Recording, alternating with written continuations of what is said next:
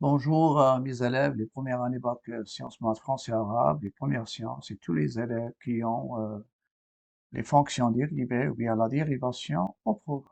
Qu'est-ce que ça veut dire la dérivation?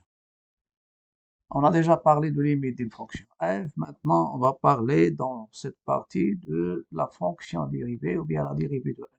C'est une fonction qu'on va l'extraire à partir de f et on va la nommer f'. Et cette fonction dérivée sans signe, elle va nous permettre d'étudier les variations. Mais avant de parler de la fonction dérivée, je vais parler de la dérivabilité d'une fonction en un point. Et la dérivabilité d'une fonction en un point, elle est liée à la notion de limite. Donc, dans la première partie, je vais parler de la dérivabilité d'une fonction en un point. On a déjà parlé de la limite d'une fonction en un point. Et la dérivabilité d'une fonction en un point, elle est liée à la notion de la limite des taux d'accroissement d'une fonction f entre x et un point A. Et cette limite, la limite des taux d'accroissement, et on a déjà utilisé le signe des taux d'accroissement d'une fonction sur un intervalle en prenant bien sûr deux points de x et y, et c'était f de x moins f de y sur x moins y. Et à l'aide du taux d'accroissement simplifié, sans signe, il va nous permettre de déterminer la monotonie ou bien de préciser la monotonie ou bien d'en déduire la monotonie de f sur un intervalle. Donc, la dérivabilité d'une fonction en un point, elle va se baser sur la notion de taux d'accroissement. Et je vais vous donner la définition directement. Et à quoi ça va nous servir la dérivabilité en un point? On utilise une fonction, bien soit f, une fonction définie sur un intervalle ouvert de centre A. Ce qui m'intéresse ici, f est dérivable. Quand est-ce f est dérivable en un point? C'est la limite. Si la limite, ça c'est une euh, limite, c'est la limite d'un taux d'accroissement. C'est la limite de f de x moins f de a lorsque x tend vers a. Cette limite, il faut qu'il existe. Il faut qu'elle existe, ça veut dire que tu vas trouver une limite finie. Une limite finie est égale à un nombre réel. Et cette limite finie, c'est la limite. Donc, il faut qu'il existe et il faut qu'il soit égal à un réel. Donc, si la limite, ou bien cette limite qu'on a déjà, voilà, on a déjà écrit la notion de limite, pardon, c'est ici, limite d'un taux d'accroissement f de x moins f de a sur x moins 1, si je considère ici x tend vers a, c'est-à-dire si je nomme le point où j'étudie la dérivabilité, c'est le point A. Si cette limite existe, et s'il est fini, dans ce cas-là, cette limite, il prend un nom. Il s'appelle le nombre dérivé de f, le nombre dérivé de f en A, et il prend une notation. Vous pouvez remarquer ici, ça commence la notation de f'. Donc, je vais l'écrire d'une autre manière. Donc, f dérivable au point A avec des équivalences. Donc, f est dérivable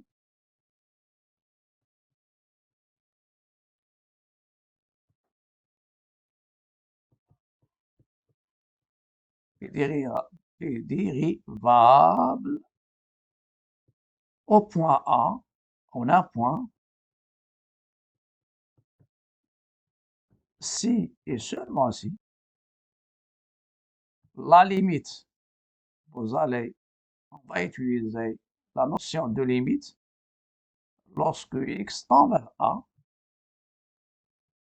de f de x, un taux d'accroissement, f de x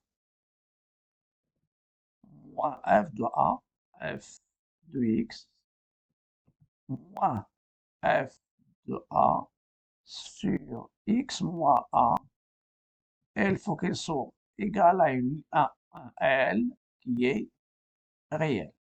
Voilà. Il faut qu'elle soit égale à un nombre réel. Et ce réel L qui est f' de a. Et dans ce cas,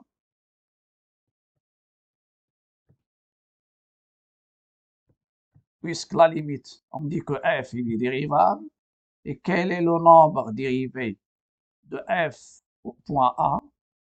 C'est ce réel L. Dans le cas si la limite n'existe pas, je dis que f n'est pas dérivable au point A. Donc, c'est la limite du taux d'accroissement de f entre x et x, c'est la variable, et A, c'est le point où on cherche, où on étudie la dérivabilité. Et ce nombre dérivé, on va l'exploiter après. À quoi ça va nous servir, ce nombre dérivé? Il va nous donner le coefficient directeur de la tangente à la courbe de f au point A. Ça veut dire qu'on est dans le chemin de l'étude d'une fonction numérique. Étudier une fonction numérique, ça passe par le domaine de définition. Après le domaine, il y a les limites aux bornes des domaines. Et après, il y a l'étude de dérivabilité au point important de la fonction. Et après, ça vient la notion de fonction dérivée. Et la fonction dérivée, ça vient bien sûr, si vous avez la fonction, c'est les deux variables x. La fonction, c'est définie par f de x égale à une expression. Et sa fonction f', ça sera défini par f' de x avec des règles bien déterminées. Donc, la notion de dérivabilité en un point, il va nous servir à répondre à une question, montrer que f est dérivable en un point. Et il va nous servir aussi de déterminer ce qu'on appelle le nombre dérivé d'une fonction en un point. Et on verra, il y a une interprétation géométrique, c'est la notion, c'est-à-dire la notion de la tangente, parce que les courbes, on va les tracer en se basant sur les tangentes au point particulier. Ça, c'est la fonction est définie en un point à droite et à gauche. Mais si une fonction est définie uniquement à droite, on peut parler de la dérivabilité à droite au point A. Et cette limite, ça soit la limite à droite, lorsque x tend vers A+. Et s'il est défini uniquement à gauche, on peut parler de la dérivabilité à gauche. Et la limite, ça sera la limite de ce taux d'accroissement lorsque x tend vers A moins, ou bien x tend vers A et x inférieur à A. On va passer à une application. Et maintenant, vous pouvez voir le genre de question, montrer que la fonction f définie par f de x égale à x à la puissance 3 plus x est dérivable au point 1, puis en déduire le nombre dérivé de f en A. Pour les solutions, qu'est-ce que je vais faire? Je vais revenir à la définition. Pour la première question, donc on va revenir à la notion de limite. Calculons limite lorsque x tend vers 1, et c'est ça le lien entre la leçon précédente et cette leçon. Moins f de 1 sur x moins 1. À part, je vais calculer f de 1. f de 1, il se calcule avec l'expression de f. C'est 1 à la puissance 3 plus 1. Ça donne 2. Et je vais passer au calcul de ma limite d'une manière simple. f de x moins f de 1 sur x moins 1. C'est la limite. Lorsque x tend vers 1, je remplace. Je reviens à une remarque On a noté la limite de tout accroissement f de x, la limite de f de x moins f de a sur x moins a lorsque x tend vers a, elle est au départ dans sa forme indéterminée 0 sur 0. Parce que si tu remplaces x par a, tu vas trouver la limite de a de f de a moins f de a sur a moins a, comme le cas qu'on a. F de 1 moins f de 1 c'est 0, a moins 1 c'est 0. Donc au départ, c'est la première partie de limite dans sa forme indéterminée 0 sur 0. Je remplace donc c'est x à la puissance 3 plus x, il y a moins 2 sur x moins 1. Si vous remplacez, ça va vous donner 2 moins 2 c'est 0. Donc vous êtes dans la forme indéterminée 0 sur 0. Donc, dans ce cas-là, on va essayer de lever la détermination en factorisant et simplifiant par x moins a, les techniques. Donc, la limite lorsque x tend vers 1 de f de x moins f de 1 sur x moins 1, il y a égal à une limite. Je vais utiliser la factorisation en se basant sur la division euclidienne. Vous avez x à la puissance 3 plus 0 x au carré, parce qu'il n'y a pas le carré, plus x moins 2. Et je fais la division par x moins 1. Donc, x occupe, je cherche un monôme. Une fois je le multiplie par x, il donne x à la puissance 3. Donc, il suffit de retrancher a de cette puissance. X fois x au carré fois x à la puissance 3, il passe ici, il change de signe.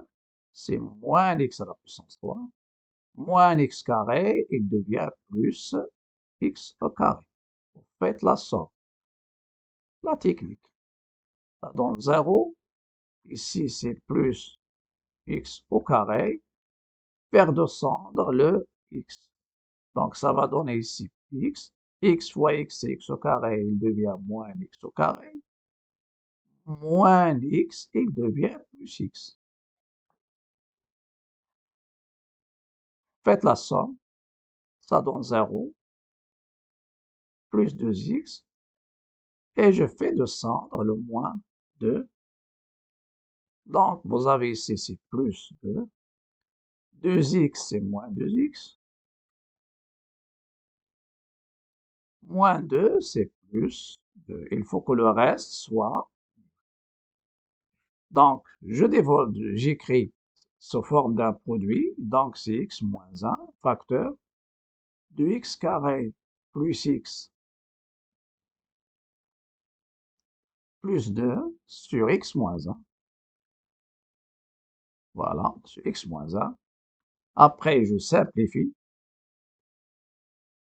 par x moins a, ça veut dire x moins 1.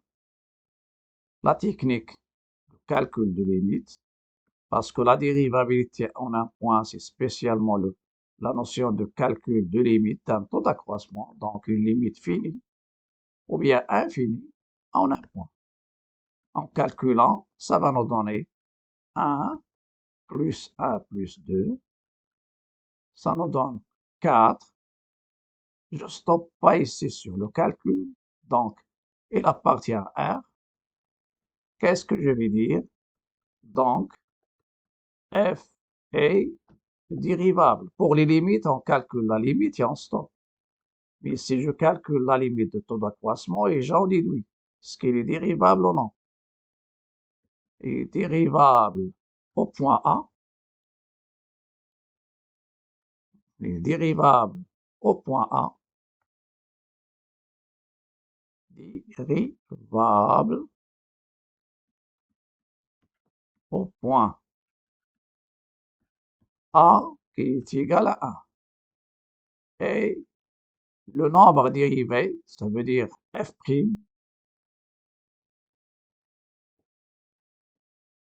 nombre dérivé de f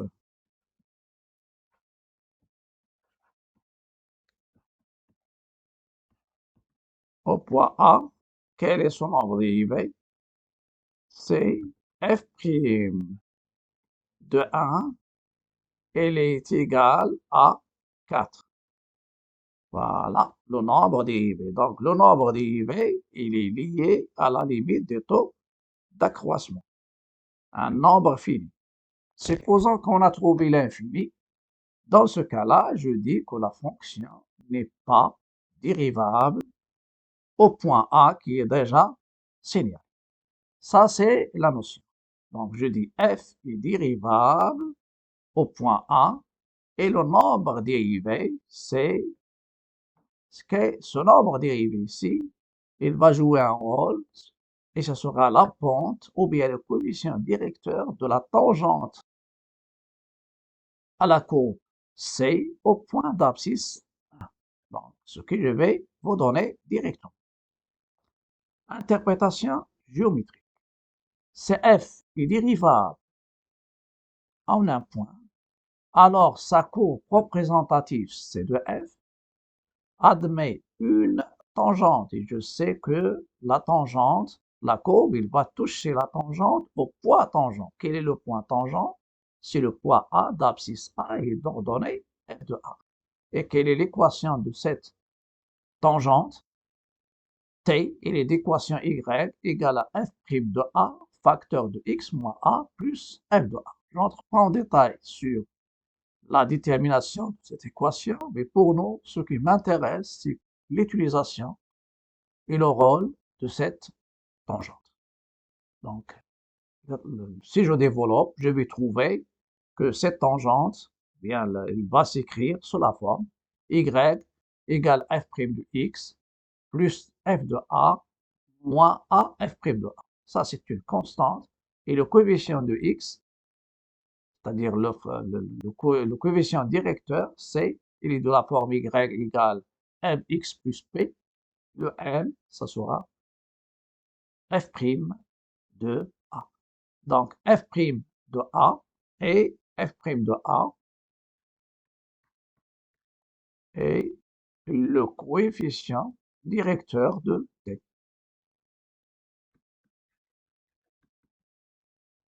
C'est le coefficient directeur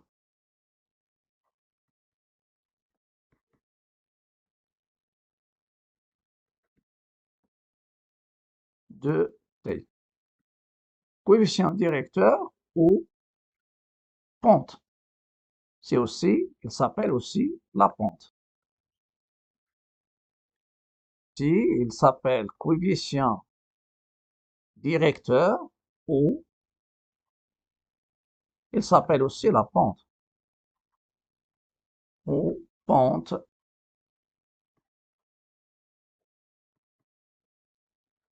de t. Donc, il est le coefficient directeur, ou bien c'est la pente de ma fonction, de la courbe de ma fonction f. Et je vais montrer un schéma explicatif du cas de la courbe d'une fonction.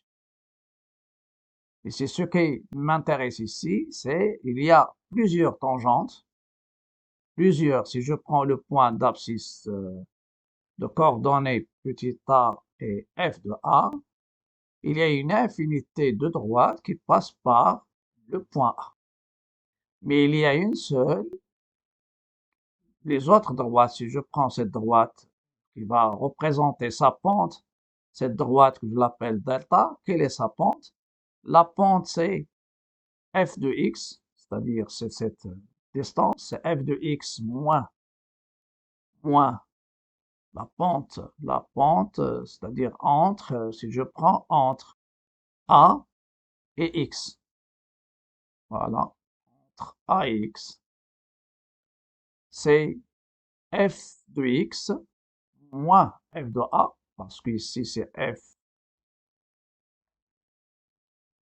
de x moins f de a, sur, ici, x moins a.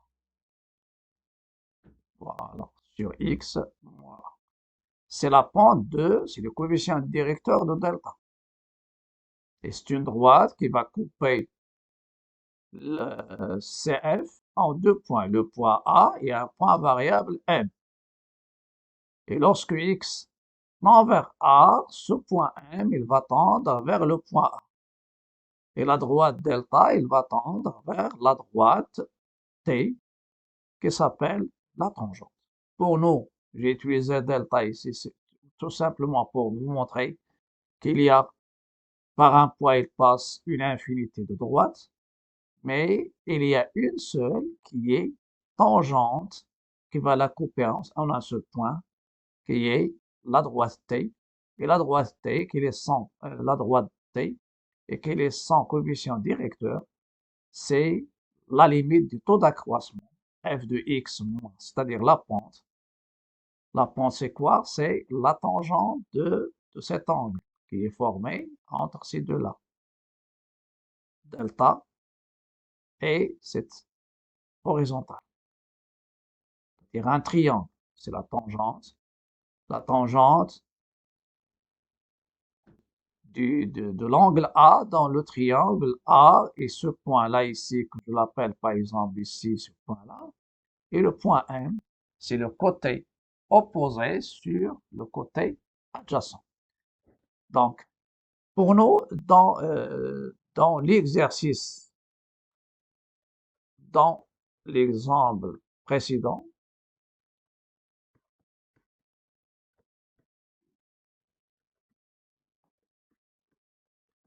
la tangente,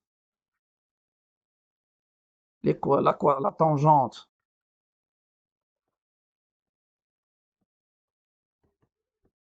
ACF au point A de coordonnées 1, 2 et quelle est son équation? Y égale f' de 1, facteur de x moins 1 plus f de 1. Et ça va nous donner l'équation de la tangente en remplaçant f' de 1, on a trouvé f' de 1, c'était 4. f' de 1, c'était 4. Facteur de x moins 1. f de 1, c'est 2. Si vous développez, ça va vous donner 4x. Et vous avez donc c'est 4x. Moins 4 plus 2, c'est moins 2. Et voilà l'équation de ma tangente T ACF au point. Donc la pente ici, c'est quoi? C'est 4. 4, c'est le coefficient directeur et c'est la pente. On doit s'assurer est-ce qu'il passe par le point de coordonnées 1, 2, remplacer x par 1.